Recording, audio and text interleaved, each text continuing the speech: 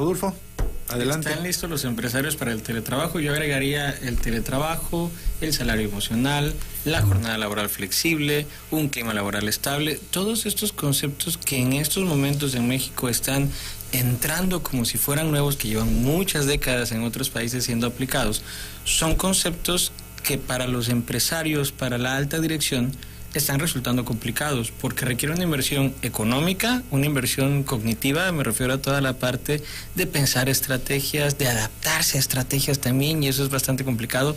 Todo cambio genera una dificultad y en estos momentos para muchas empresas sí está resultando difícil encontrar la forma de llegar a sus empleados. Si tú llegas a una cadena de restaurantes con los puestos operativos a hablarles de la transformación cultural, del cambio organizacional, del salario emocional, no lo comprenden de esa manera, y no es un tema únicamente de una pirámide organizacional, es un tema de la preparación que los mexicanos hemos tenido para este tipo de cambios. Entonces, ¿qué se tiene que contemplar en un empresario para saber qué tanta disposición al cambio tiene?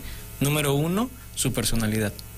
Hay ciertos tipos de personalidad que tienen una tendencia a la apertura, a la flexibilidad cognitiva, que es una competencia emocional, cognitiva, mejor dicho, que nos facilita en el aspecto intelectual ayudar a las empresas. Primero eso, ¿qué tan flexible es un empresario en la parte intelectual? Número uno. Número dos, la generación también. Definitivamente, hay personas de 40, 50 años que prefieren llegar y estar uno a uno con sus empleados, hablar directamente con ellos, que es lo que está pasando, que las personas jóvenes pueden tener sí una tendencia mayor a disfrutar del teletrabajo, a estar en casa, estar conectados, y muchos de ellos tienen 2 trabajos a la vez, que eso es un tema de cuidado también. Están conectados en el trabajo A y están haciendo ventas en el trabajo B en el mismo instante. Eso está generando que necesitemos nuevas formas de evaluar el desempeño. En algún momento se lo había platicado. Justamente con esta consecuencia de la pandemia es para nosotros mucho más difícil evaluar el desempeño con las personas que están en teletrabajo. Y el tercer factor que se tiene que contemplar en un empresario para valorar si está listo para esta aplicación del teletrabajo es su visión de la organización. Hay personas, hay directivos que visualizan a su organización como una empresa que va 20, 30, 40 años y que va a hacer una adaptación de la tecnología, y otros que dicen, no, a mí me ha funcionado durante 20 años y así seguiremos otros 20. Esta apertura es la que predice el comportamiento. En estos momentos es contemplar estos 3 factores y sobre eso se generan planes de intervención para las organizaciones. Si la cabeza no está lista o no quiere abrirse al teletrabajo, sus trabajadores no lo harán. Si un líder no cree en el producto, en la marca, en la idea o en las nuevas formas de trabajar, no ocurrirá con los empleados tampoco. Entonces, eso es lo primero. Todas las líneas de consultoría lo que manejan es precisamente trabajar con directivos para que el cambio venga de arriba a abajo, y entonces sí valorar qué tanta disposición tenemos al teletrabajo y todos los conceptos que mencionamos, doctor. Rodolfo, a mí me consta porque trabajas con nosotros en muchos temas, ¿no? En el contexto ahí de nuestra institución universitaria, el tema del clima laboral. ¿Se puede desarrollar un clima laboral virtual? Sí, porque al final de cuentas la presencialidad te da este tema, ¿no? De la pertenencia, del uniforme, de muchos elementos que pueden darse en las empresas. Cuando esto se disocia totalmente y esto te vas a trabajar en tu casa, este tema de que, o sea, parece ridículo, pero pues ya no te estás peleando con la vecina de al lado del escritorio si te tomó tu lápiz o la pluma. Sí.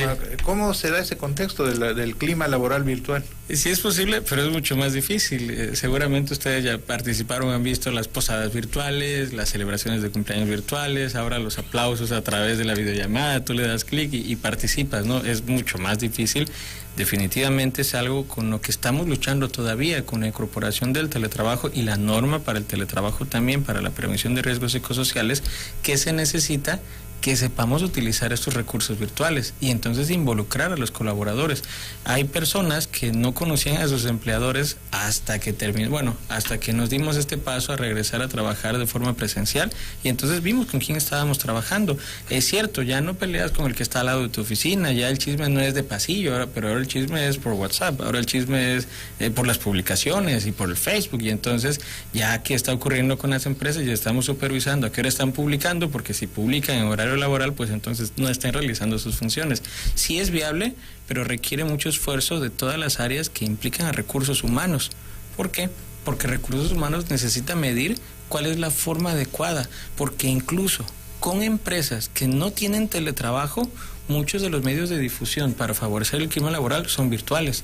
Y entonces, ¿qué hacemos? Sí, utilizamos las publicaciones de redes sociales para generar que el cliente interno, es decir, que el trabajador pueda sentirse comprometido. Y entonces, ya no es como antes, que dejábamos una tarjeta de cumpleaños, o bueno, lo seguimos haciendo y llevamos el pastel, pero también generamos una tarjeta digital, la subimos a la página de la empresa para que el trabajador se sienta identificado, porque aquí viene el punto intermedio.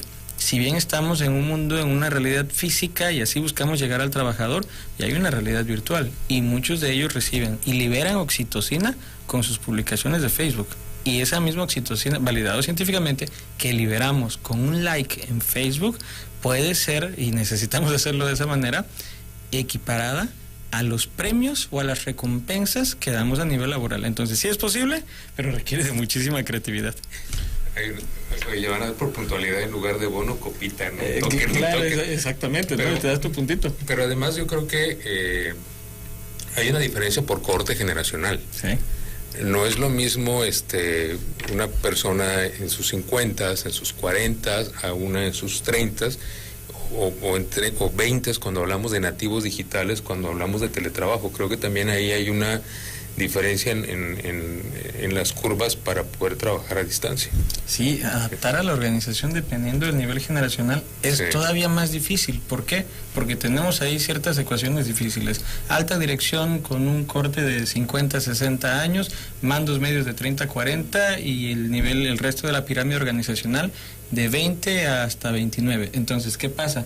No puedes preparar un plan para cada uno, pero sí preparamos planes que buscan predecir el comportamiento y la interacción de esas tres generaciones.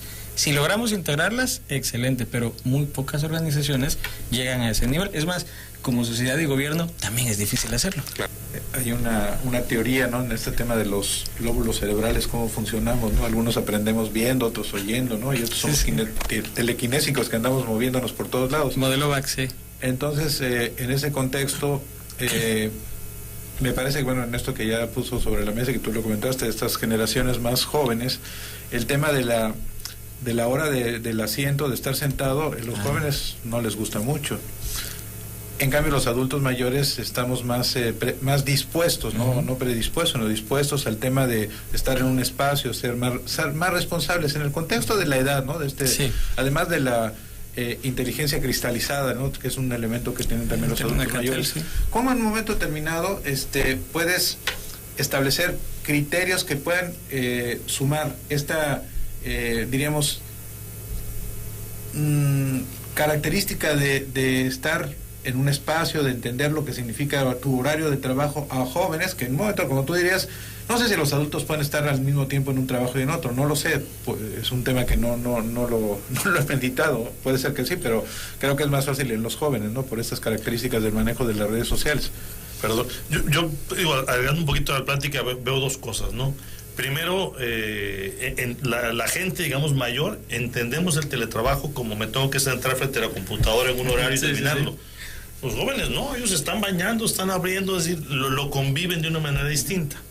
Y algo que he visto que ha cambiado también es el te convoco en una hora, estás pendiente, te sientas, y el primero que llega, hola, el segundo. Pero terminando, tú cortas.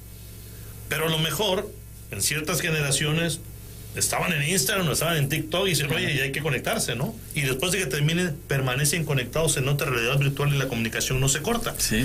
A como hace unos pocos años es conectas, cortas y termina, ¿no? Y el mundo virtual se reduce otra vez y vuelve a ser la realidad. Aquí no necesariamente. Porque ya me sigues, te sigo, entonces ya sigue la relación en otros escenarios. En ese punto yo te diría, la medición, la métrica para el tema de la productividad, cómo se va a dar en ese contexto virtual, también tiene sus complicaciones, ¿no? Siempre sobre matrices de objetivos, independientemente de cómo se esté estructurando esta fórmula. Esta fórmula es excelente, de hecho, esa en el área organizacional la aprendimos del contexto educativo, de las instituciones de educación superior. Fórmula práctica, combinamos el tema generacional, porque usted dice, a ver, los mayores prefieren estar sentados, a los más jóvenes les cuesta trabajo. Pero si a eso le agregamos factores de personalidad, introversión y extroversión, ¿qué es esto? podemos tener una persona joven introvertida que de todos modos prefiere quedarse sentada en su oficina sin interactuar con otras personas. Entonces, ¿qué hacemos? Nos vamos sobre un diseño de la mayoría poblacional de una organización para delimitar el primer canal de acercamiento. En estos momentos, como consultoría, estamos trabajando en una torre donde estamos evaluando al personal para transformar las oficinas. Entonces, ¿qué hacemos? Evaluaciones psicológicas y estamos haciendo también evaluaciones de encuestas. Entonces, ¿qué pasa? Ya observamos, por una cuestión generacional, para los jóvenes es mucho más fácil entrar a su Google Forms y responder nuestra encuesta. No así para los mayores. ¿Qué hacemos con ellos? Vamos directamente con ellos, vamos a su oficina, nos sentamos, platicamos, le explicamos en qué consiste y aplican la encuesta. Como si yo me sentara hace muchos años con una hoja. Entonces, ¿qué se hace? Se tiene que adaptar. La mayor parte de la población requiere un canal, como el canal VAC, visual, auditivo, kinestésico, y con el resto de la población generamos estrategias alternas. Pero es la fórmula más práctica para alcanzar a llegar a toda la población de una empresa, doctor.